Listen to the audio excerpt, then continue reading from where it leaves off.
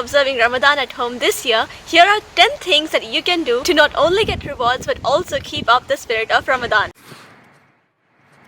Number 1. Help out with cooking and set up the table for iftar. Because whoever gives iftar to the one who is fasting will have a reward like his, without that detracting from the reward of the fasting person in the slightest. What this means is that if you feed a fasting person, you get the same reward equal to the fast of the person that you fed. So make a few dishes or help out with the cooking, fill the water jug and keep it on the table, remove seeds from the dates and fill the dates with almonds, because dates are the first thing that we eat for iftar, and adding almonds to it just makes it tastier. These are such simple things, but we get rewards equal to fasting for one day. Number 2. Lead the Jamaat at home. Regardless of if you're a male or a female, you can lead the Jamaat at home. Except that if you're a female, you can only lead the Jamaat for other females. This is a really good opportunity to learn how to lead the Jamaat. Also, praying in Jamaat is 27 times more rewarding than praying by yourself. Turn a room into a masjid or a pop-up prayer area. You can do this by laying down a big rug or a mat or multiple prayer mats. Keep some water there to drink during Maghrib, Isha and Taraweeh prayers. Keep other things like Qur'ans, prayer clothes, tissues and anything else that you might need during prayer. Also, if you can, make clothes ready for Taraweeh, for yourself and for others at home too. When they use the things that you have prepared for them, you get rewarded too. Number 3. Read the Qur'an. This one's obvious, but because Ramadan is the month of Qur'an, make sure you spend more time than usual with the Qur'an this month. However, if you don't know how to read Arabic, then just listen to the Qur'an or read the meaning of it in the language that suits you. You don't have to finish the Qur'an multiple times in Ramadan, although if you can, mashallah, that is really good. But the main goal that you should have is to spend more time with the Qur'an this Ramadan. Number 4.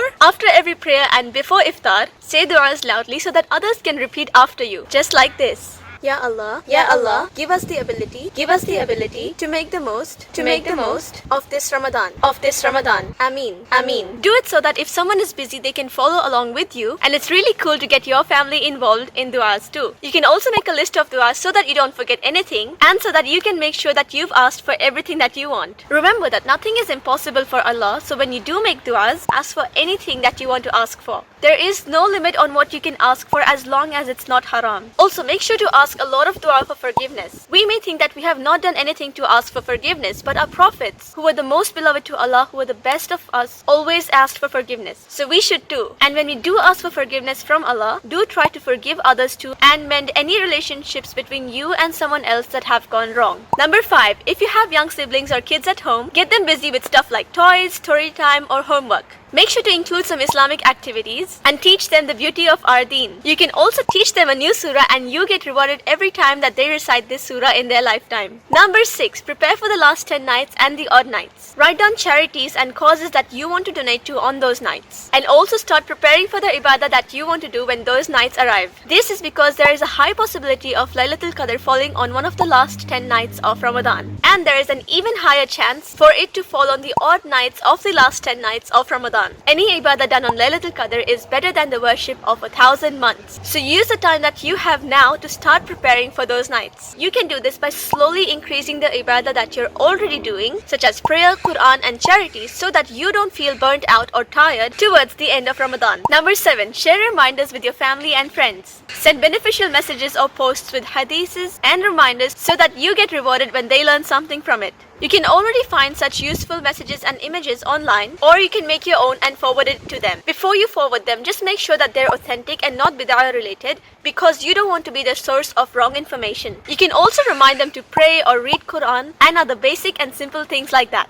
Number 8. Feed birds or animals in your backyard, your balcony, or if you live in an apartment, then you can even feed them on the parking lot or the ground floor if you're allowed. Feeding animals comes under the category of charity, so you don't want to miss out on such an easy action with huge rewards, inshallah. Number 9 is to make du'as before and after doing any activity that you do in your day. Something as simple as saying Bismillah before starting a task can be so rewarding and adds blessing to the task. There are also some du'as for before and after sleeping, before and after eating, before and after going to the washroom, and so on. To get more rewards, what you can do is make dua stickers by just writing the dua on a piece of paper and sticking it next to the place of that activity. So for example, for the dua of going into the toilet and coming out of the washroom, you can stick it on a wall outside the toilet which is next to the washroom's door. You can stick the dua for before and after eating next to your dining area, and the dua for before and after sleeping next to your bed. This is a really good reminder for you to read the dua and to learn it. And also when others read the duas that you have written, you get rewarded for that too. Number 10 is Eid preparations. I know, Ramadan has just started and I'm already talking about Eid preparations. But this is because we don't know if this Eid is going to be in lockdown as well, or if the lockdown will be lifted up by Eid. So you still want to maintain the spirit of Eid and prepare for it regardless of the lockdown or not.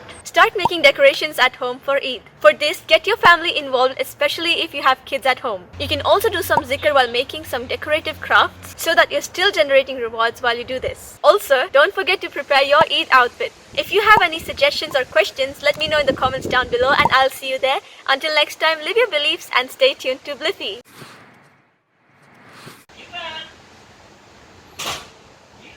On the night... worship off, not in. Okay.